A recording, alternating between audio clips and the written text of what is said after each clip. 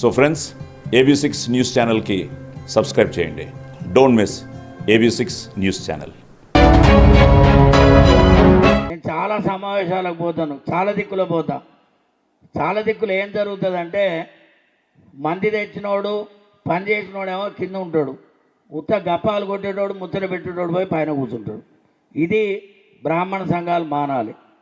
ఎవడు కష్టం చేస్తాడో, ఎవడు జనాన్ని తీసుకొస్తాడో వాళ్ళకి విలువ ఇవ్వడం అనేది మొట్టమొదలు మనం నేర్చుకోవాల్సినటువంటి అంశం. ఇది 100 సంఘాలు కావు, 200 సంఘాలు కావు. సీనన్నకు నేను ఆ రోజు చెప్పిన, ఆవిర్భావం రోజు ఒకటే చెప్పిన, మీకు ఎన్ని సంఘాలు ఇస్తే 100 మందిని తీసుకొస్తారా, 200 మందిని తీసుకొస్తారా, మార్చ్ పాస్ట్ పెట్టండి ఇదే వసంత విహార్ దగ్గర. ఎంతమంది సంఖ్య అందులో ఏమనండి, అంతమందిని తెచ్చి ఇక్కడ చూపించమనండి. అట్లాంటి పరిస్థితి లేదు. సంఘం అంటే 4, 5, 6, అంతకన్నా ఎక్కువ ఉండవు, ఎవరైనా అంతే. ఈ తరహాలో కనుక చాలా సంఘాలు ఎక్కడ ఇబ్బంది పడుతున్నాయంటే ఇక్కడనే.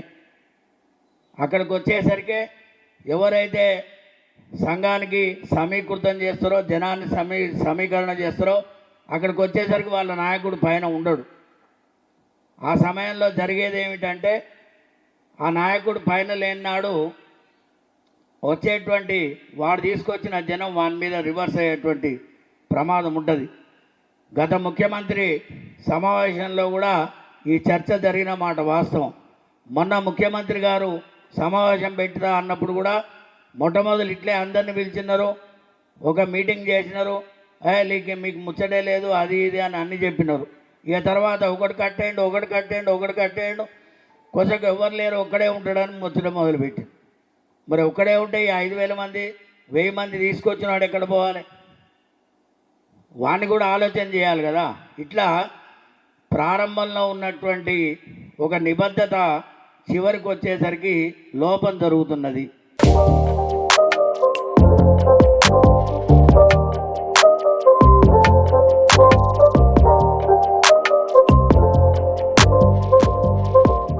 దీన్ని మీరు అందరూ కూడా ఆలోచన చేయండి. ఆలోచన చేసినట్టయితే సభ సక్సెస్ కావడం పెద్ద సమస్య కాదు. లేదంటే ఒకటే పెద్ద గ్రౌండ్ ఏదో తీసుకోండి, మన నిరంజన్ దేశాయన్ అన్నట్టు బ్రహ్మగర్జన ఏదన్నా పెద్దది పెట్టండి. అవసరం ఉంటే ఇప్పుడు మాకు ఫిబ్రవరి 17 దాకా మీరు ఎక్కడ రమ్మంటే అక్కడ వస్తాం. మాకు 3 ఉన్నాయి, చేతులు మొదలు పెట్టుకొని కూర్చున్నాం. బస్సులు కట్టుకోనో, కార్లు కట్టుకోనో మండలాలు, జిల్లాలు తిరుగుదాం. ఎక్కడి వాళ్ళు అక్కడ కూర్చుంటే అక్కడి నుంచి అయితే జనం కదలరానా. ఇప్పుడు జరిగేది మన సంఘాల్లో అదే. సీనన్న ఒక మెసేజ్ గ్రూప్లో పెడితే వాసు ఫార్వర్డ్ చేస్తాడు, ఇంకోటి ఫార్వర్డ్ చేస్తాడు, కనీసం ఫోన్ కూడా చేసి చెప్పే పరిస్థితి లేదు. ఆ 10 మందికైనా మనం ఫోన్ చేయగలగాలి, ఆ 10 మందికైనా మనం ముందుకు చేయగలగాలి. సంఖ్యాపరంగా మీకు మేము సహకరించడానికి సన్నద్ధంగా ఉన్నాం.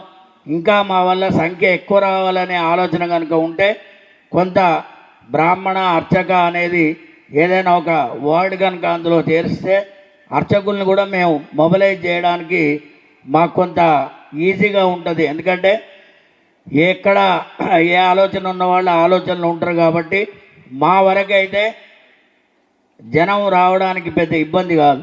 ఎందుకంటే ప్రతి నెల కొంత వేతనం ఉంటుంది. ఇప్పుడు కూడా ముందు నేను అనుమతి తీసుకున్న ఉద్దేశం ఏంటంటే, ఒక 2626 మందికి 3 నెలల నుంచి వేతనాలు పడట్లేవు. సెక్రటేరియట్లో చిన్న సమావేశం ఉంది మాకు.